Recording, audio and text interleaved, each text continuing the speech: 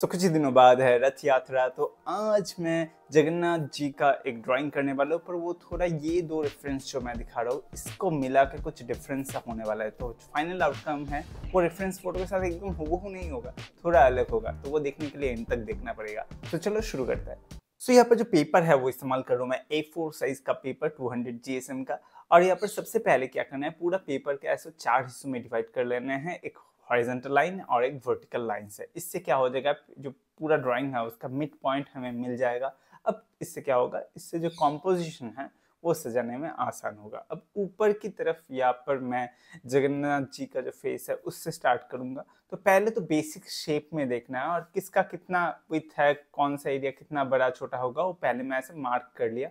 फिर जाके basic shape मतलब सिंपल शेप ड्रॉ कर रहा हूँ, डिटेलिंग नहीं देख रहा हूँ। ज़्यादातर गलती ये होता है कि डिटेलिंग ज़्यादा पहले देखा जाता है, नहीं, डिटेलिंग बाद में। पहले सिंपल शेप बेसिक शेप में काम करो। तो मैं ऐसे फेस का जो बेसिक शेप है वो ड्रॉ कर लिया।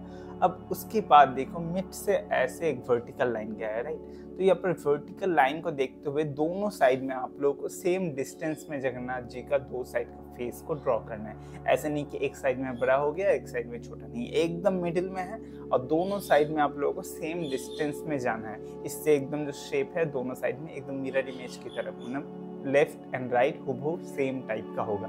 तो ये ध्यान में रखते हुए वर्टिकल लाइन को यूज करना। और ये पर क्योंकि फ्री हैंड ड्रॉ कर रहा हूँ तो आप लोग थोड़ा ऐसे मार्क शेप को जो है उसे माप के करना है तो ज़्यादा आसान होता है। और बहुत ही हल्के से मैंने फर्स्ट लेयर जो है ये ड्रॉ कर रहा हूँ। एक HB पेंसिल ले लो या फिर मैकेनिकल पेंसिल से बहुत ही हल्के से पूरा जो बेसिक स्ट्रक्चर है, बेसिक शेप्स है वो पहले ड्रॉ कर लो, उसके बाद जाके डिटेलिंग करेंगे।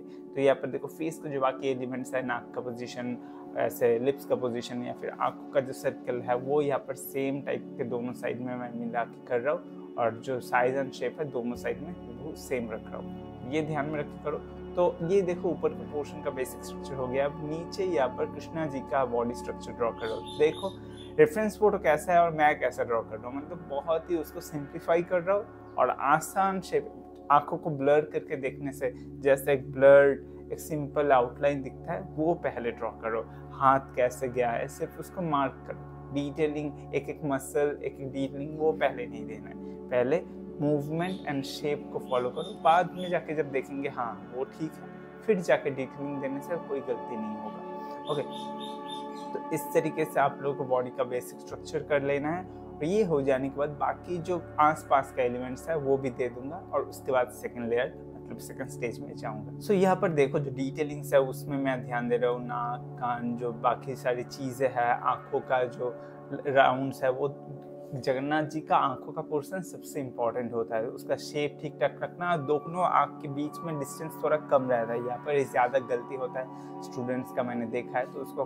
कम रखो और दोनों शेप जो है सर्कल का वो एकदम सर्कल नहीं, थोड़ा ऐसा ओवल टाइप का शेप है तो वो ध्यान में रखना। और दोनों साइड में जो ऊपर मुकुट का पोर्शन है उसमें ज़्यादा डिटेलिंग में मत जाओ, बाकी वो बाद में जाके जब कलरिंग या फिर शेडिंग करूँगा तब जाके वो सब चीज़ें देखेंगे। अभी के लिए उतना डिटेलिंग का उतना ज़रूरत नहीं है यहाँ पर।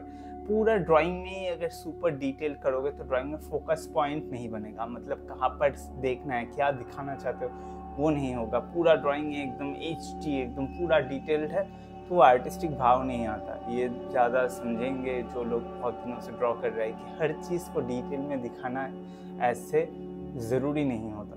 तो ये बाद में सिखाऊंगा कभी। तो अब देखो यहाँ पर जो फेस है उसको अच्छे से डिटेल में बना दिया, बाहर की तरफ थोड़ा फेडेड होगा, थोड़ा कम डिटेलिंग होगा। और मुकुट का पोर्शन हो जाने के बाद जो यहाँ पर क्लाउड्स है उसको मैं थोड़ा आउटलाइन को थोड़ा बेटर बना लूँगा।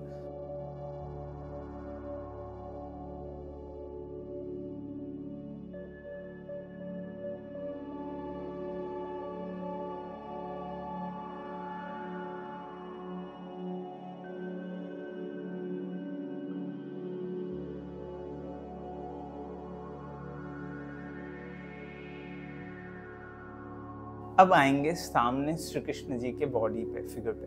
ओके, तो यहाँ पर आप लोगों को जितना हो सके जो बॉडी का स्ट्रक्चर है वो अच्छे से रखना है। फेस का जो एलिमेंट्स है, छोटे छोटे नाक कान वो सारी चीज़ें उतना विजिबल नहीं होगा क्योंकि फेस छोटा है, तो वहाँ पर ज़्यादा पेंसिल से घिसो मत, हल्के से ड्रॉ करके रख दो।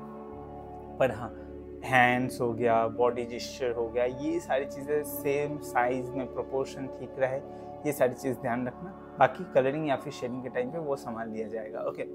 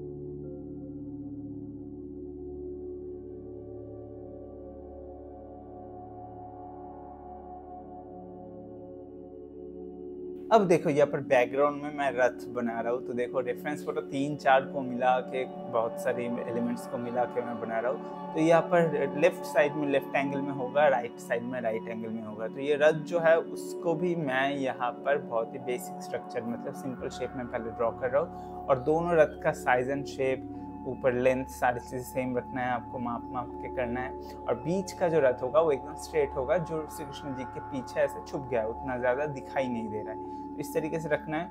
और दोनों साइड में आप लोगों को छोटे छोटे पिलग्रिम्स, मतलब इंसान बनाना है, ह्यूमन बॉडी बनाना है, छोटे छोटे ऐसे ऐसे जो पैदल जा रहा है, इस तरीके से। ज़्यादा डिटेलिंग की ज़रूरत नहीं है, उस तरीके से बनाना है। तो देखो मैं कैसे कर रहा हूँ, ये फर्स्ट स्टेज है, उसके बाद यहाँ पर जाके हम लोग डिटेलिंग करेंगे।